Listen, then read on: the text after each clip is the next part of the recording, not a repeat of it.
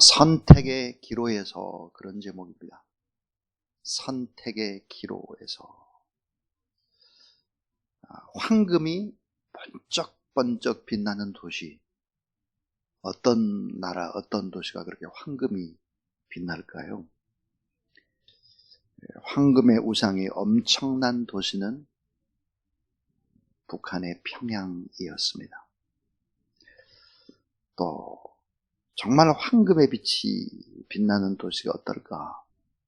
북경의 자금성, 그건 온통 다 금빛입니다.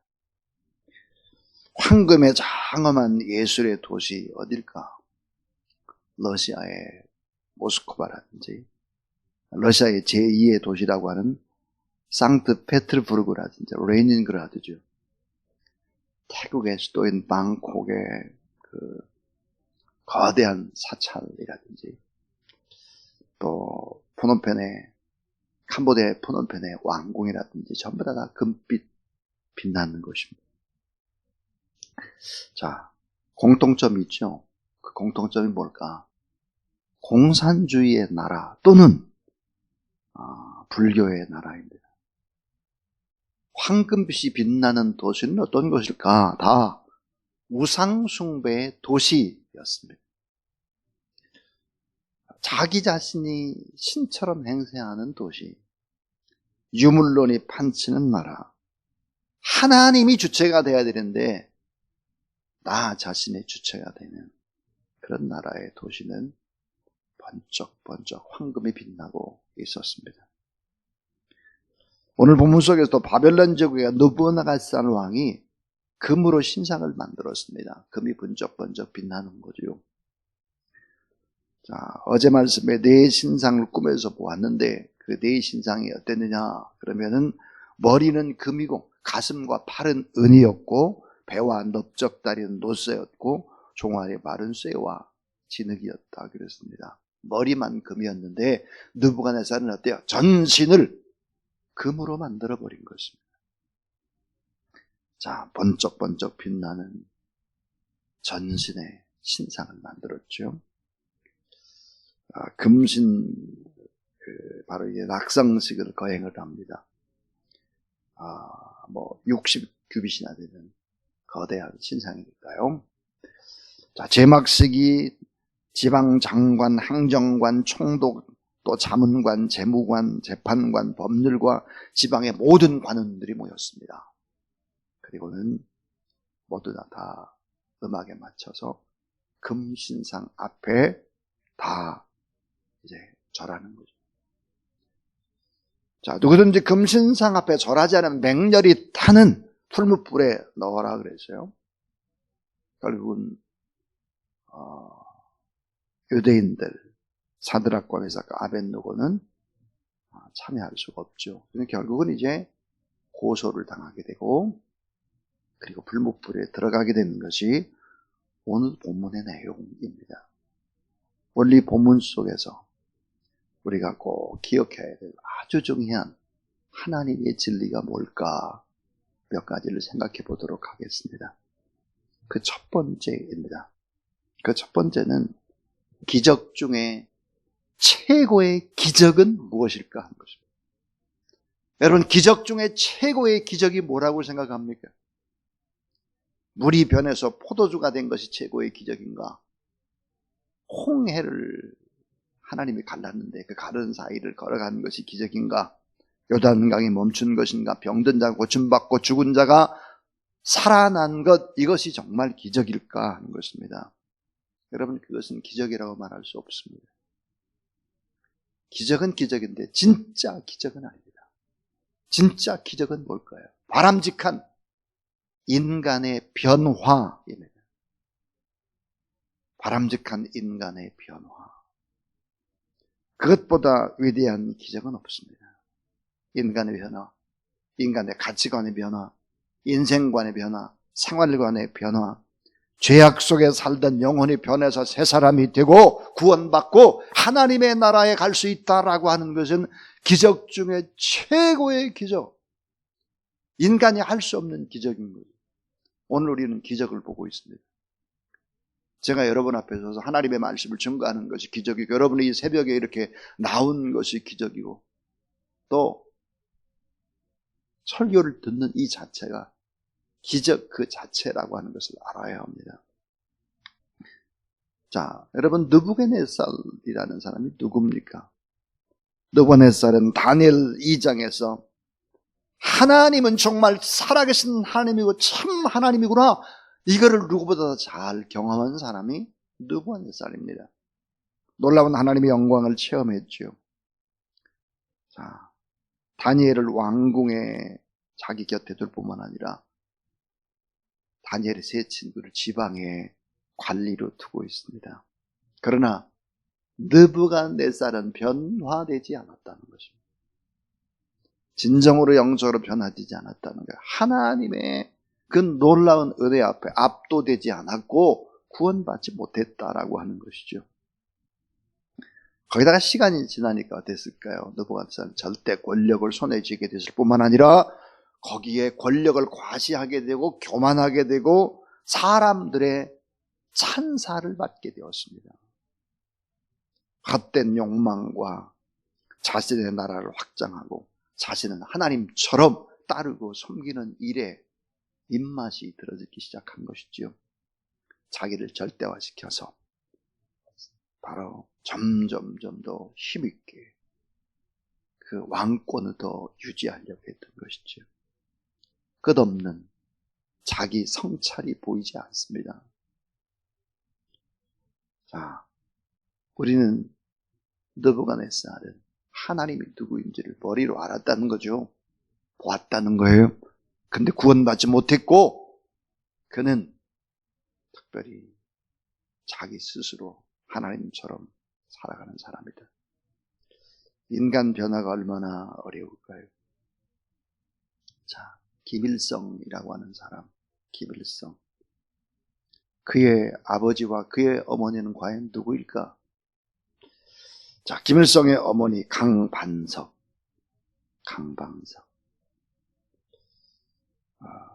그 어머니는 바로 이게 정말 신앙이 좋은 칠골교회라고 하는 교회를 다녔습니다. 김일성의 아버지는 어땠을까? 김형직 장로님이었죠. 장로님. 제가 칠골교회 가서 예배도 드려봤고 봉숙교회 가서 예배도 드려봤고, 그래서 참 많은 생각을 하게 되었습니다.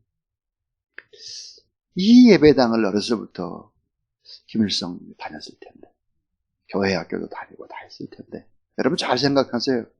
여러분의 자녀들이 지금 교회 학교 중고등부 열심히 잘 다닌다라고 하는 것이 계속 이어지지 않으면 헛된 일이에요. 자, 지금도 조선 그리스도교 연맹 조그련이라고 하는 이 조그련은 다 성씨가 누굴까? 대표가 강신, 김일성의 어머니 그쪽 계열이죠. 그래서 강영섭 목사가 오랫동안 조선 그리스도교 연맹을 했고, 지금은 강명철이 강씨입니다. 전부 다. 김일성은 그리스도인으로 어린 시절에 하나님의 말씀을 받은 사람이죠. 근데 결국은 어땠을까요? 완전히 자기가 신이 된 것입니다. 오늘 성경에 본문과 같이. 자, 하나님 앞에서 회개할 수 있는 것이 기적이고 구원받은 것, 그것이 최고의 기적 중의 기적이죠. 지정의, 즉 전인적 인간의 변화, 그것은 기적 그 자체다 하는 거예요. 기적. 오늘 이 자리에 나온 우리가 하나님의 기적을 경험하는 사람이다 하는 거죠. 죄인이 구원받아서 영원한 천국을 바라보며 이 땅의 삶이 다 끝이 아니라 영원한 하나님의 나라에서 영생을 얻는다라고 하는 이 확신을 가지고 살고, 누구에게 조그만 이야기, 나쁜 얘기를 좀 내가 해대든지 남한테 조금 손해를 입었다든지 그러고 나면 주님의 십자가 앞에 서면 잠을 이루지 못하고 회개를 하고, 이런 이 자체는 여러분 기적 중에 최고의 기적인 거예요. 머리로 하나님을 알고 입으로 하나님을 고백하고 마음으로 하나님을 시인하고 받아들이고 느끼고 의지적으로 내가 하나님의 말씀 앞에 순종하며 살아야 되겠다. 매일매일 결단하는 이 자체는 기적 중에 최고의 기적이라는 사실을 믿으시기 바랍니다. 이거는 아멘이에요. 정말 아멘이에요. 여러분의 자녀들을 그렇게 어렸을 때부터 계속해서 훈련해내는 것이, 그리고 하나님의 은혜 속에서 자라게 하는 것이, 이건 최고의 기적이라는 거예요. 기적 중에 최고의 기적은 바람직한 인간의 변화다, 구원이라는 거예요. 느부갓네살 하나님을 알았다니까요. 또 다니엘서 3장과 4장에 보니까 하나님의 은혜를 또 경험한다니까요. 근데 변화되지 않는 거예요. 변화되지 않아요. 인간은 그렇게 무서운 것입니다. 인간은 그렇게 질긴 것입니다. 인간은 스스로 자기가 뭔가 조금이라도 편하고 뭔가 가졌으면 고개 딱 세우고 교만한 것이 인간이죠. 기적 중에 최고의 기적, 바람직한 인간의 변화다 하는 것입니다. 여러분 더 많이 하나님의 말씀 앞에서 저와 여러분이 더 많이 변화되고 또 성화되기를 주의 이름으로 축원합니다. 두 번째입니다. 두 번째는 말세는 느부갓네살 같은 자들이 무수히 일어날 것이다 하는 것입니다. 자, 말세가 되면 느부갓네살 같은 자들이 무수히 일어난다는 것이지요. 헛된 우상, 헛된 권력, 그 밑에 하수인처럼 살도록 강요하는 것입니다. 아주 헛된 우상을 강요하는 권력자들이 일어나게 될 것이다. 금신상이 69빛, 가로세로가 6기빗 그랬습니다. 그런데 이 금신상의 높이가 엄청났죠. 이게요, 아파트로 한 6층에서 한 7층 정도의 높이가 되니까요. 이게 그것도 평평한 아주 평판한 곳에서 세웠다고요. 근데 오늘 4절 말씀을 여러분이 보시면 4절에 뭐라고 되어 있는가? 선포하는 자가 크게 외쳐 이르되 백성들과 나라들과 각 언어로 말하는 자들이 그랬습니다. 백성들과 나라들과 각 언어로 말하는 자들이, 이 말은 무슨 말일까 하는 거예요. 이 말은 여러 나라 백성, 여러 언어, 여러 나라의 백성과 여러 언어를 썼다. 그러니까 금신성 앞에 엄청난 나라들, 이 바벨론의 제국들, 많은 사람들을 불러 모아가지고 충성, 맹세를 시켰다라고 하는 것입니다. 금신상 앞에 줄을 세웠습니다. 우리는 이런 경험들을 한 역사를 가지고 있죠. 일본의 제국은 우리 민족성을 말살하기 위해서 두 가지의 정책을 쓰죠. 하나가 뭘까요? 창씨개명이에요. 한국 이름을 버리고 일본 이름을 갖도록 한 거죠. 창씨개명. 또 하나 뭐예요? 신사참배였습니다. 우리 신사참배를 그냥 적당히 생각해서는 안 됩니다. 왜 신사참배를 할 수밖에 없었는가? 그것은 바로 황국신민화였습니다. 황국신민화. 그게 뭘까? 황제가 다스리는 나라를 섬기는 백성으로 만들기 위해서. 일본은 어때요? 일본은 바로 태양신이죠.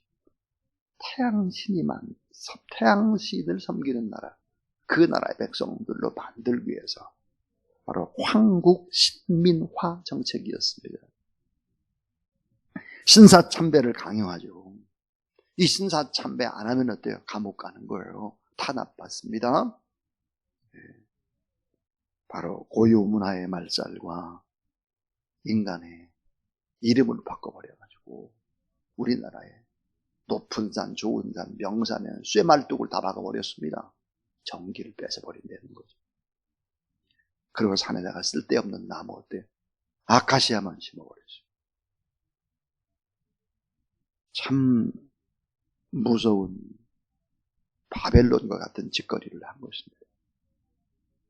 그래서 여러분, 일본이 망한 거죠. 웅장하고 장엄한 이 금신상은 빛나고 나팔소리, 피리소리, 수금, 사면금, 양금, 생황이 연주될 때 모두 다 절해라, 충성, 맹세를 하라 하는 거예요. 그렇지 않으면 맹렬히 타는 풀불에 던져 넣겠다 하는 거죠. 다니엘과 세 친구 죽을 계략을 결국은 바로 덫을 놓고 걸려들기를 기다렸던 것이죠. 말세는 이렇게 헛된 우상을 강요하는 권력자들이 일어난다. 그것이 바로 성경의 이야기입니다. 저희도 종종 저희 아버님이 살아계실 때 저희들에게 그런 얘기를 했습니다. 내 이름이, 일본식의 이름이 이런 이름이다. 우리 어머니는 이랬다. 큰아버지는 이랬다. 일본식의 이름 제가 다시 부르고 싶지 않습니다. 자, 마지막 세 번째 이야기죠. 마지막 세 번째 가장 중요한 이야기. 믿음이냐 목숨이냐의 선택의 기로. 자, 우리는 언제나 믿음이냐 목숨이냐의 선택의 기로에서 무엇을 선택해야 합니다. 우리가 무엇을 선택할 것인가 하는 것이죠. 신앙은 여러분 잘 아는 대로 중간지대가 없어요. 중립지대가 없습니다. 예를 들어 희끼무리하다든지 거무틱틱하다든지 누르스름하다든지 이런 게 없어요. 중간지대가 없어요. 자, 신앙과 불신앙 분명하죠. 하나님과 우상, 하나님의 말씀과 사람의 말, 하나님의 나라와 세상의 나라와 진리와 거짓, 순종의 길이냐 불순종의 길이냐, 의의 길이냐 범죄의 길이냐, 이건 딱 한 길밖에 없는 거예요.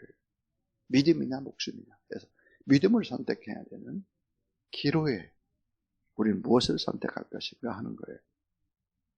다니엘의 세 친구의 바로 선택을, 그런 선택의 기로에서 있었다는 거죠.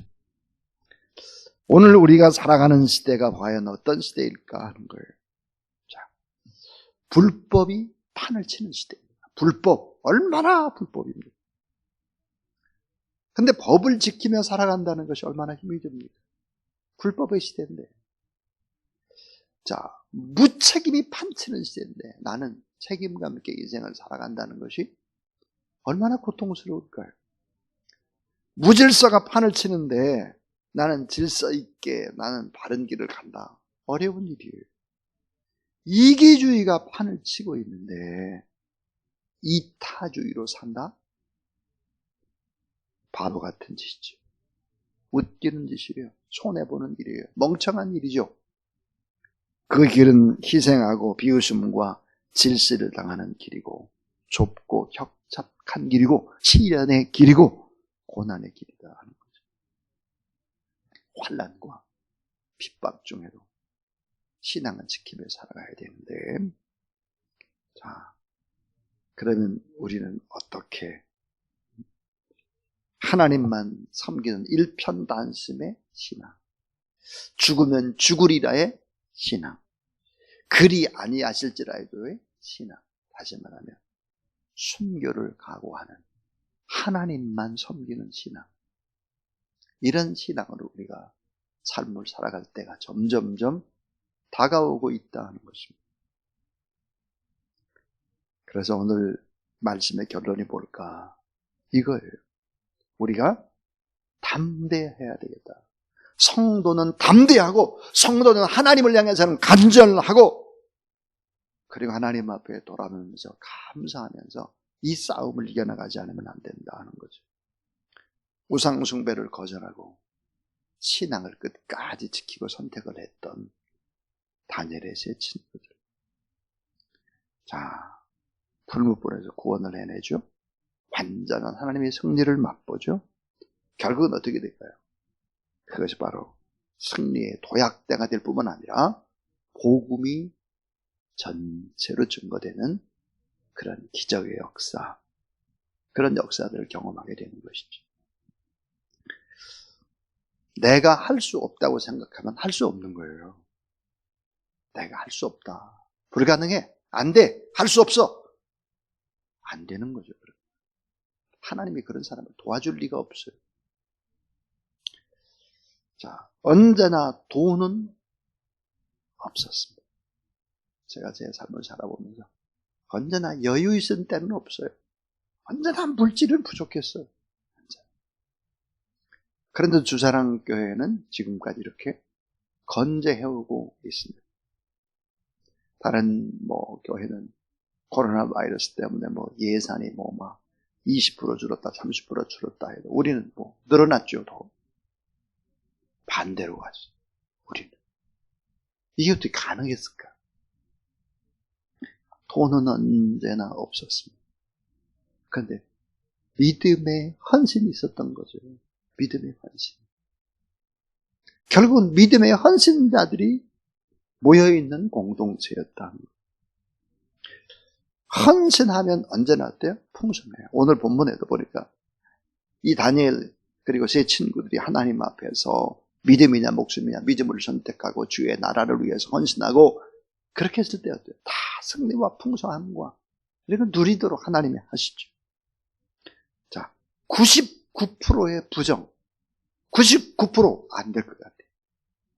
99%의 부정적이고 안 되고 이건 도저히 안 된다. 99%. 그러나 1%의 가능성이라도 볼 수 있는 사람. 1%의 긍정을 보고 나가는 믿음.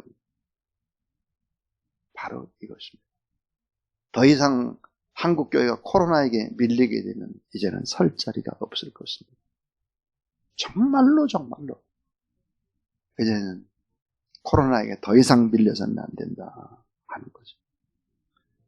사람들이 그런 얘기를 해요. 1.5로 이렇게 격상이 되니까 무슨 찬양 페스티벌이 어렵지 않습니까? 이런 얘기를 해요. 어렵다고 생각하면 어려운데요. 하겠다고 생각하면 충분히 가능합니다. 핸드폰으로 혼자 가족 불러서 올릴 수도 있는 것이고 또 그것이 어렵다면 공원에 모여서 찬양을 해서 촬영해서 올려줄 수 있는 것이고 안 된다고 생각하면 안 되는 것이죠. 교회의 지도자들이 그런 식으로 생각을 하면 모든 것이 안 되는 거예요. 할 수 있다고 생각을 하고 또 다른 방법의 기적들을 하나님 앞에 기도하면 또 하나님 주시는 기쁨이 있는 거죠. 이런 믿음이 오늘 우리에게 필요한 것이다. 말도 안 되는 소리. 코로나가 그저 감기 증상 정도밖에 되지 않는다 그래요. 그런 것 때문에 너무 믿음이냐 죽음이냐의 사회 속에서도 베드락과 또 사락과 아벤느고는 그런 믿음을 지켰는데 우리는 발발발 떨고 있다? 아마 잃는 것이 많게 될 것입니다. 그런 신앙을 가지서는 안 된다는 거죠. 자, 믿음이냐 목숨이냐의 선택의 기로에서 무엇을 선택하느냐? 인생은 달라지게 될 것이다. 말세가 되면 느부갓네살 같은 자들이 무수히 일어나고 오히려 신앙을 버릴 것을 강요할 것이다. 그렇습니다. 지금도 코로나라고는 아주 미세한 보이지 않는 바이러스 때문에 신앙이 흔들흔들되고 그것을 어떻게 할 수 있습니까, 여러분? 신앙이 흔들되는 것을. 예배를 생명처럼 여겼던 사람이 처음에 온라인으로 이렇게 보면 시청자가 몇 명이 됐다가 중간에 빠져나갔다가 나중에 설교가 다 끝났을 때쯤 보면 또 어때요? 와르르 떨어졌다가 신앙이 뭐예요? 이게 지금 잘못돼도 한참 잘못되어져 가고 있다 이거예요. 그런 신앙 가지고 어떻게 믿음을 지키며 살아갈 수 있겠냐는 거죠. 지금 가정에서 예를 들어서 모니터 앞에서 예배 드리는 사람들의 삶의 자세가 어떤지 여러분이 어떤 자세로 지금 이 공간에 나와 있는지를 스스로 돌아보라 하는 거예요. 다 평가할 수 있습니다. 그래서 저는 기적 중에 최고의 변화가 뭘까? 바람직한 인간의 변화인 것입니다. 하나님 앞에서 선택의 기로에 서 있을 때 언제나 믿음을 선택하고 제가 전하는 이 하나님의 말씀이 인간의 소리가 아니라 하나님의 음성으로 듣는 그런 여러분 되길 주의 이름으로 축원합니다.